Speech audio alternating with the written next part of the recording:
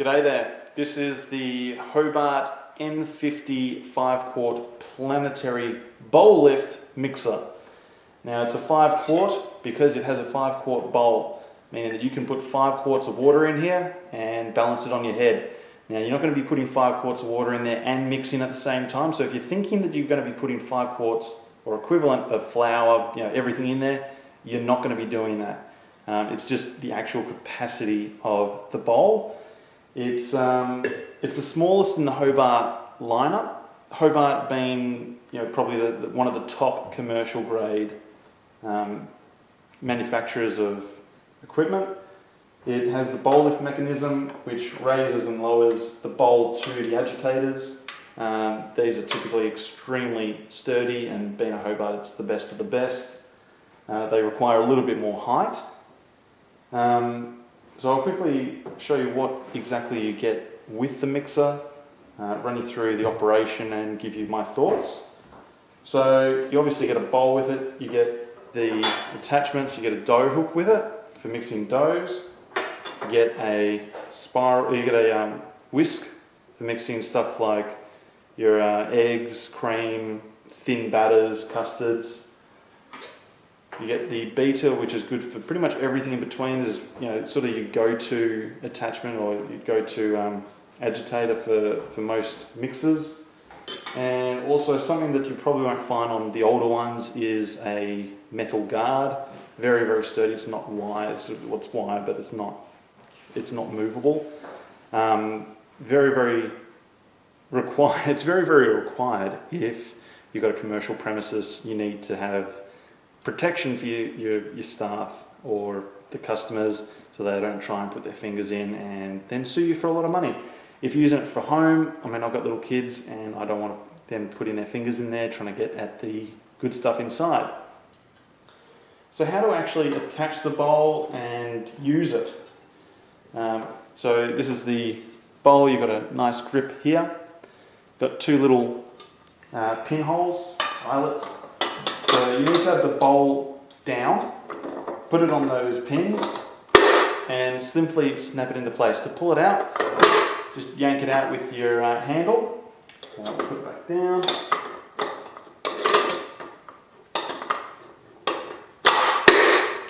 And so from here what you need to do is attach an agitator. So I'll choose the beater and simply slide it up there. Now it's in place, you just sort of slide it up there and rotate it a little and it'll hook into spot. From here, grab your guard, put that over like so. This is probably the one of the only things which isn't super sturdy on it is the guard. It can move around a tiny bit, but mostly it'll stay where it needs to operate.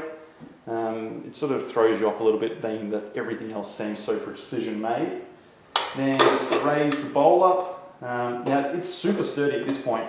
Actually, after you put in the little bowl clips, it's really quite sturdy. I can move it maybe 5 millimeters if I really crank it.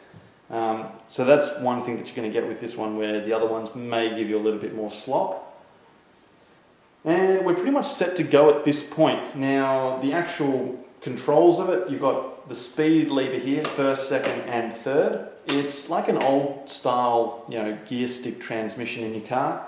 It does not have a clutch, so you can't change it while it's moving, otherwise you will wear down the gears. You've got the off and on switch, which it's off, on, and then you push it a little bit further and it's the actual start. It's sort of like the ignition in your car as well. So that's first gear.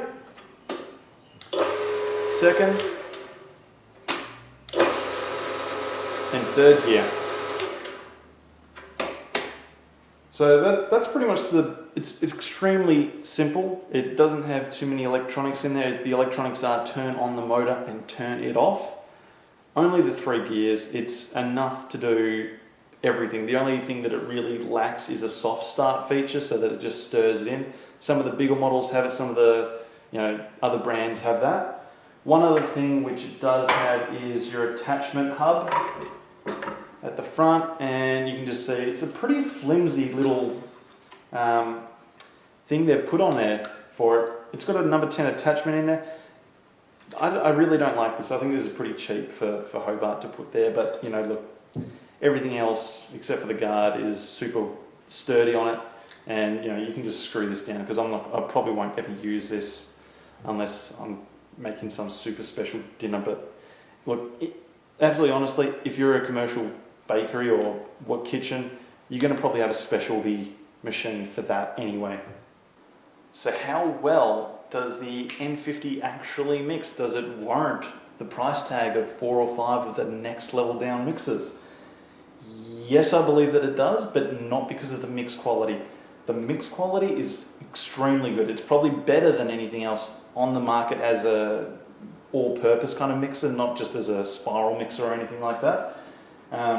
It doesn't mix it 4 or 5 times better. It's still governed by the same laws of physics here on Earth. You've still got to develop gluten, still got to get air into your meringue. Whatever the case may be, it's not going to do it that much faster. It can be used a lot longer than anything else, and that's probably where this thing is going to shine. It's going to be an absolute rock solid workhorse for you. It's going to last. It's going to outlast you. It's going to outlast your kids, outlast your grandkids. They're going to be making cupcakes for their grandkids because you bought this 100 years ago, you know, and you maintained it. You know, this thing is just going to outlast everything else.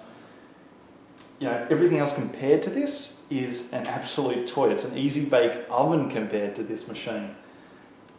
But in saying that as well, if you're going to be making bread out of this machine and you're going to be making a lot of bread, meaning one probably twice a week, I wouldn't recommend this machine. This is not a machine that you'll ever find in a commercial bread shop for mixing breads at all. Even the smallest breads you do in a bread shop are going to be much bigger than this capacity.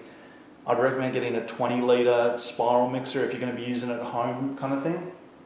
It's going to be a much bigger engine, much bigger motor. It's going to survive a lot longer. You will burn this out if you just keep mixing bread doughs in it though. But on the whole, I'm extremely happy with it. It's awesome quality. It's commercial. You know, it's going to live forever. I'm very, very happy with it, and hopefully you'll go out and you'll find one, and you'll find the same thing that I did.